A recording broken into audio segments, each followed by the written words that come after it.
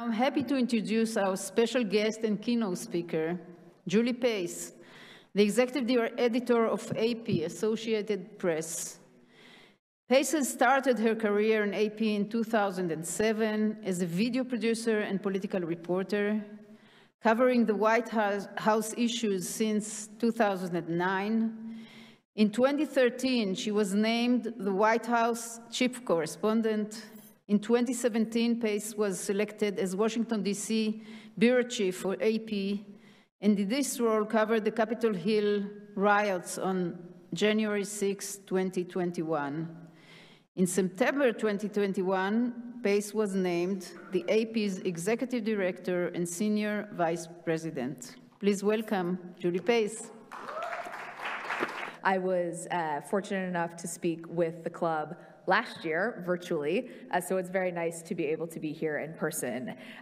It's also a great opportunity for me to be in the region to meet with many of my Associated Press colleagues. This is a region at AIP that we are deeply committed to covering. We have 250 locations around the world at AIP, but what really happens here in the Middle East, the political stories, the cultural and religious issues, the security challenges, they really are of great interest to our global audiences and have reverberations far outside of the region. As was mentioned, I became executive editor of the Associated Press in September, and before that, I spent most of my career in Washington, covering the White House and politics, and I was Washington bureau chief for the 4 years of the Trump presidency. That all means that I've covered a lot of elections, though not as many as all of you, and I definitely wish you luck in covering your next election in the next few months. It also is really through these experiences covering Washington that I've spent quite a bit of time thinking about the topic of your conference today, the truth. How we defend it, how we explain it, and what our role as journalists is when the truth comes under assault. And unfortunately, that happens all too often.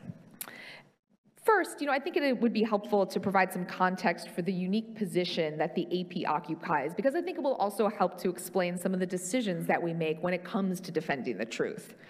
As I mentioned, the AIP is a truly global news organization. We produce one news report every day for the whole world. And that means that in the US, for example, we want to reach an audience of both Democrats and Republicans. We want to reach people who live in big cities and in rural areas. We want to reach people who are well-educated and those who aren't. We don't aim to produce a report every day that makes everyone happy. I think we can all agree as journalists that trying to make everyone happy is not exactly a productive goal. It's pretty much an impossible task. But I would like our audiences, regardless of their political affiliations or regardless of their backgrounds, to come away from reading or viewing our journalism feeling like we made an effort to explore all sides of an issue, to feel like we're not speaking down to them when we're trying to explain the truth or call out and highlight a disinformation campaign. And at a moment when it can feel like many elements of the media industry are pushing toward the extremes themselves or trying to cater to a specific audience from specific political backgrounds, I think it's extremely important that we at the AIP maintain this mission of trying to provide fact-based journalism to as broad an audience possible from all political and cultural divides. Now, here's what I think is really important, though, to know about how we approach this challenge. When I say that we ensure that we've explored all sides of an issue or thought about all of the ways that someone might approach a debate, that does not mean that we give equal weight to all viewpoints or opinions in our coverage. We focus on the facts, and sometimes the facts are simply not up for debate. People can differ in how they feel about the facts or how they want to respond to the facts, but again, sometimes the facts are simply not up for debate. So I'll give you a few examples of how we as a news organization at the AIP have made that determination.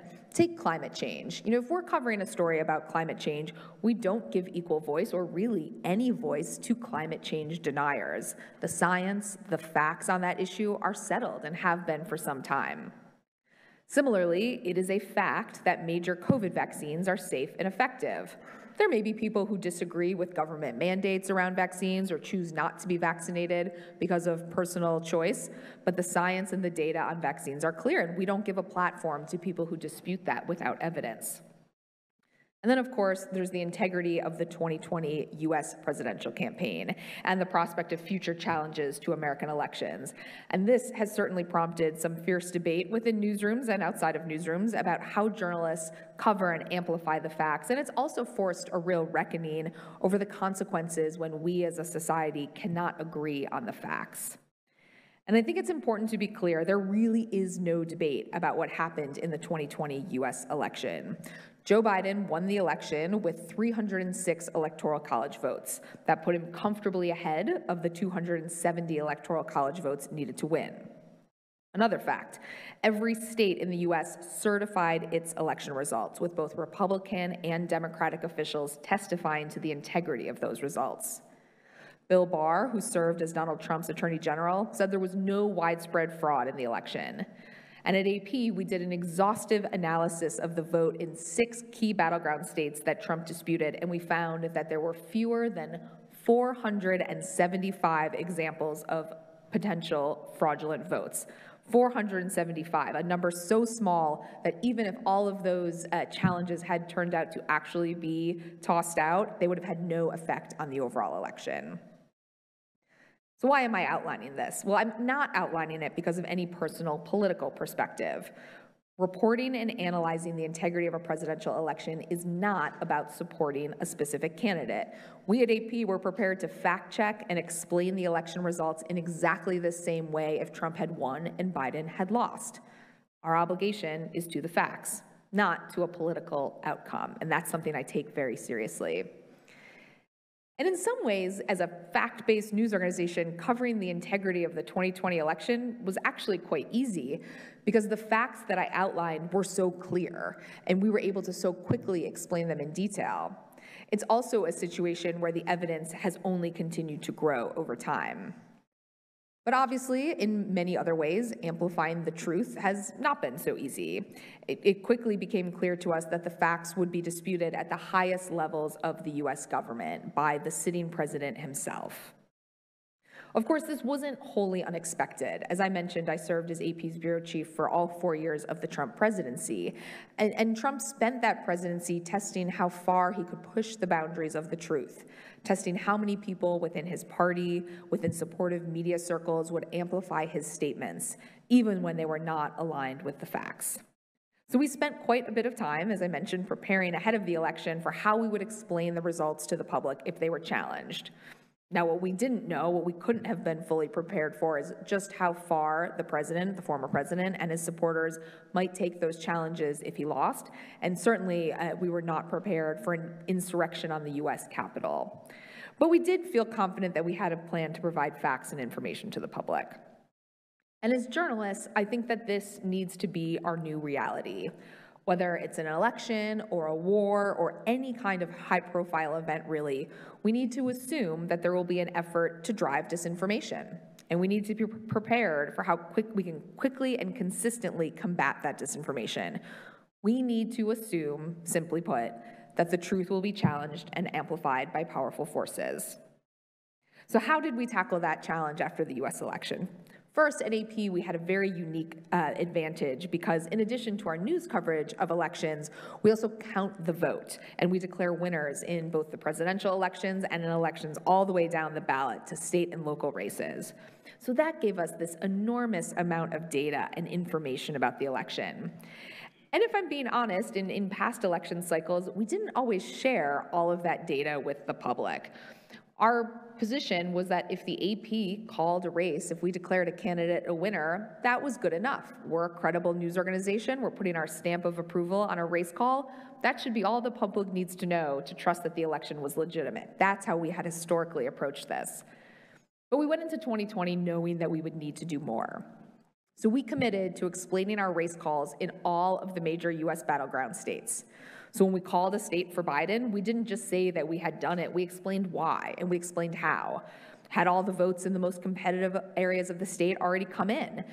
And if we couldn't call a state, we also explained why not. So you may remember that that election took not just one day, but actually a full week. And much of the focus was on Pennsylvania. And we really committed day after day to explaining to our audiences, to our customers, why we couldn't call that race. It was really an effort to try to take some of the mystery out of our complex elections and provide real-time information and facts to counter any assertions that the race wasn't being called because of some nefarious reason.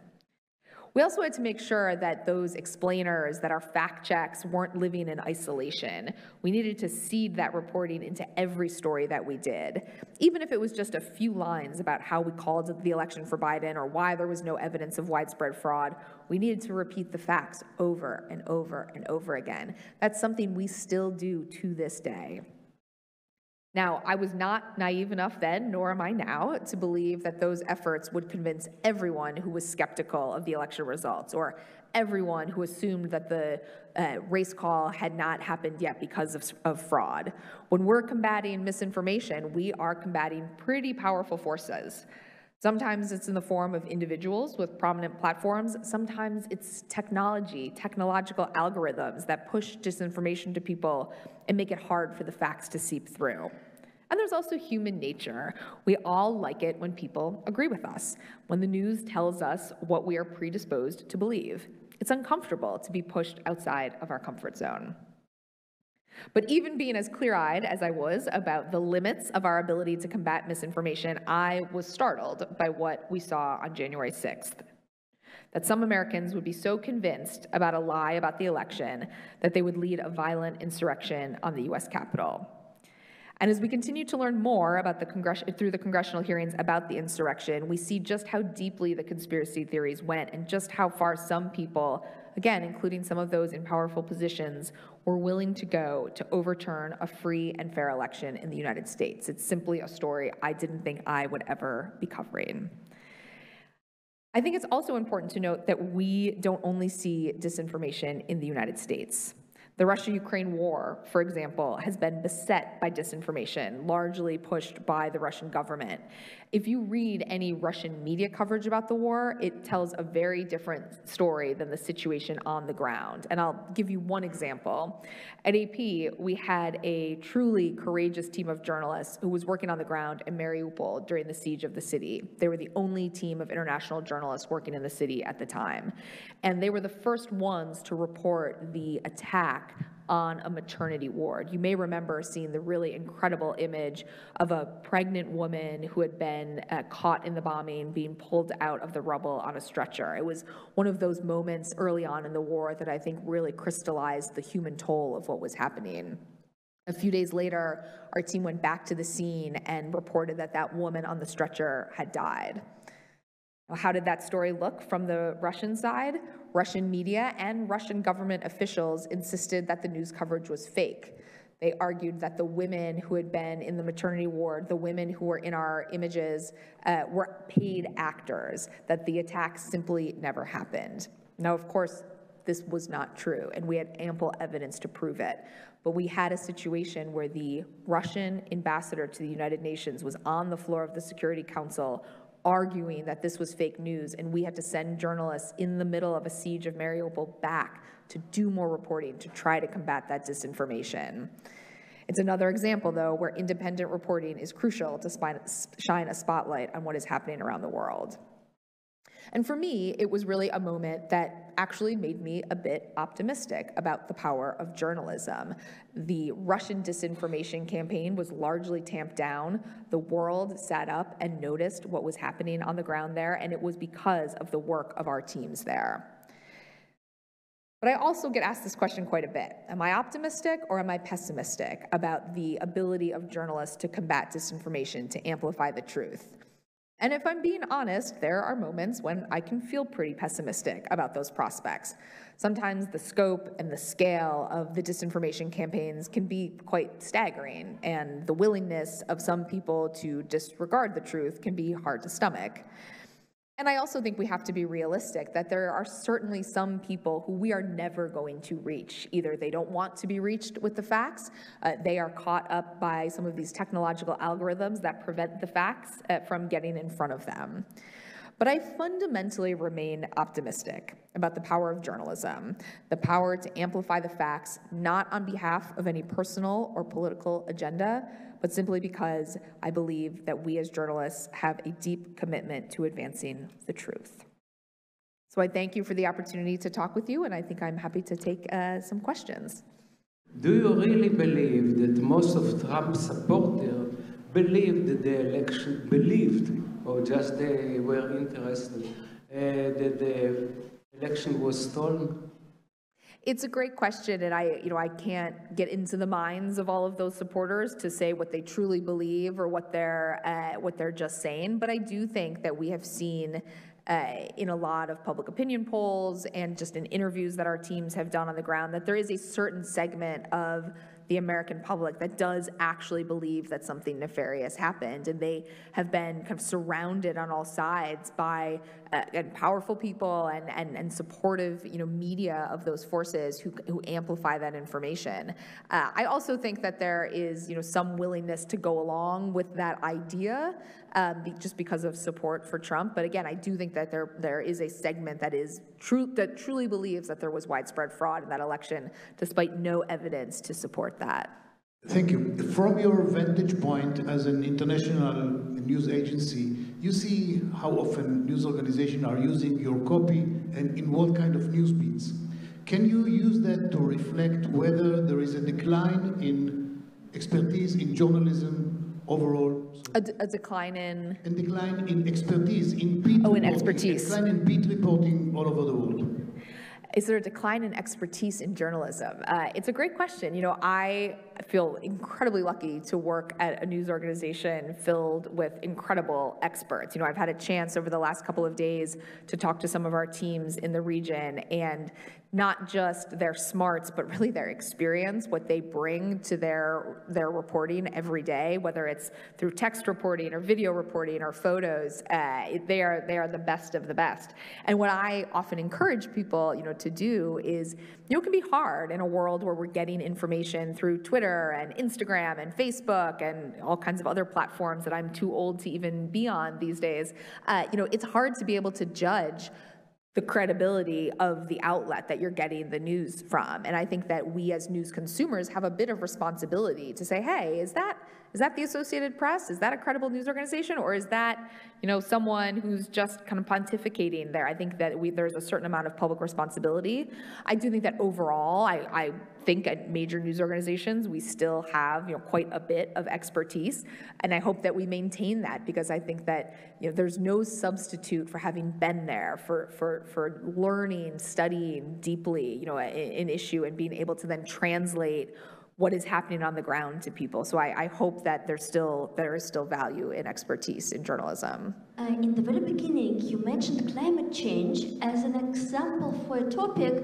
Well, the data is clear, the science is clear. Could you give several examples of a topic you observe still debate is going on? Because 20 years ago, there was still debate on climate change, and the balance was also observed by journalists. It's a really good question, and so I'll give you one, from my time covering Washington. So there was a major debate in the United States over healthcare and whether the government should provide healthcare. And there are some politicians in the U.S. that say absolutely. It is clear, the evidence is clear that countries with government-run healthcare have higher quality of life, have longer life expectancy, et cetera, et cetera. Actually, when you look into the facts, there's a bit of dispute over a lot of that. And so we as a news organization can't state for a fact it is better to have government health care. We have to really present all sides of this and say, this is actually a real point of contention, and there is evidence on both sides. To me, that's an area where you want to show both sides of the debate, because it's not a debate. It's a debate over the facts. It's not a debate over how to respond to the facts. And so we constantly sort of ask ourselves that: is this a debate over the facts or a debate over how to respond and how we view the facts? And that's sort of the frame that I like to push a lot of this through.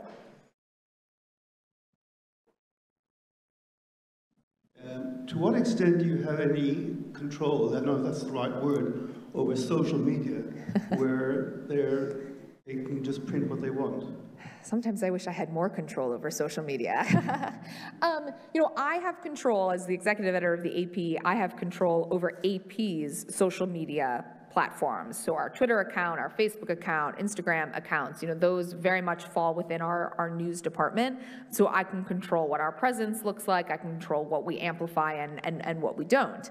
But one of the realities of social media is that it's by design quite unwieldy, something that we at the Associated Press might vet very carefully in the middle of a sensitive story to make sure that we're reflecting the nuance, even in a short tweet, to make sure that we're reflecting it as accurately as possible, can get amplified in the same way or sometimes to a lesser degree than something that somebody just tweets out on a whim or something that comes from an organization that is not as careful or fact-based as we are. And I have no control over that. And I think that does make this really hard for people. And that's why, I mentioned, I think it's really important as journalists when we are trying to amplify the facts and combat disinformation that we don't look down on people who can fall victim to some of these disinformation campaigns.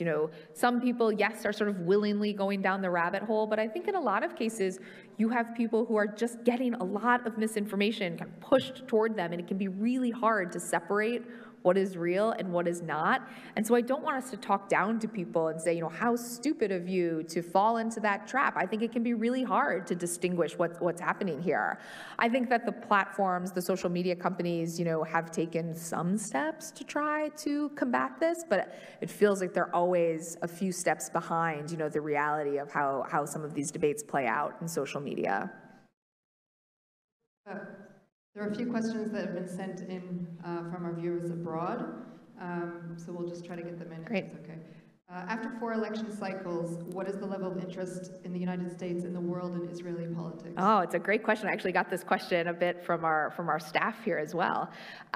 Personally, I remain fascinated by Israeli politics, and I think the fact that there are so many elections in rapid succession is actually part of the interest. How can this keep happening? And how can you keep doing election cycle after election cycle? Why is this happening? What is behind what we're seeing now? I think one of the main questions, certainly in the United States and globally, will be, does Netanyahu come back? Is this the comeback of Bibi? So I do think that despite the fact that I'm sure here it can feel a bit exhausting to go through all of these election cycles, I do think that global interest remains pretty high. Another one from abroad, if that's okay. How is AP preparing for President Biden's visit to Israel, and what do you predict will be the focus of his trip to the Middle East? Yeah, so President Biden will be here on his first trip. So the way that we cover presidential visits, to Israel, the first thing I should say is they are always quite intensely followed, certainly in the United States, and I know here as well. And we're really lucky. We collaborate, both our team here in the region and our team in Washington will work together. We'll have staffers here on the ground in the coverage and staffers covering President Biden who will travel in with him. My sense is, from talking to people both on our staff and from outside, that expectations for the visit are fairly low, that there's not the expectation that Biden is going to come in with a major announcement. Certainly, no sense that he's going to try to jumpstart a peace process with the Palestinians. Obviously, the government here is in a state of transition. You have elections coming up, so the new prime minister may be fairly limited in what he's able to commit to at this point. So I think the expectations are fairly low. I do think, though, that there is kind of symbolic importance anytime an American president comes to Israel. I know American presidents, view it as something that is very important for them to do because of their domestic politics at home. So I think that, there will be probably few, maybe some, they always like to surprise us, probably few sort of major announcements, but certainly a symbolic and important trip nevertheless. Hello, thank you very much for your time. AP is uniquely situated in the news organization in the world, a much more factual-based organization, less columnist, stuff like that. Do you think this helps you to break through echo chambers? It's like a place where most people only have sight for their opinions? Yeah, the question was about whether, our, as AP, our unique position in not having columnists, we have no columnists, allows us to break through the echo chamber. Look, I think the thing that I am really proud of at the AP is that, we do not traffic in opinion. It's not what we do. And I think a lot of other news organizations have started to move in that direction, and I can see why. It can be quite profitable, to be honest, to try to speak to an audience that believes what you are feeding them, that wants to hear one side of the story. And I think there's room for opinion journalism. I really do. I don't think there's anything wrong with it as long as you're open about the fact that you are an opinion journalist, or the fact that you are trying to represent, one side of an issue. But that's not for us. And I do think that it unfortunately makes us unique, but I hope, and again, I'm not naive, I've been in this business for a long time, but I do hope that there is an audience out there that wants to just get the facts, that wants to just have an understanding of why something is happening, that wants to have their perspective challenged, that wants to get a sense of what's happening in other parts of the world, or in other political parties, or on other sides of an issue. So I think it does give us a unique opportunity, and I would hope an advantage as well.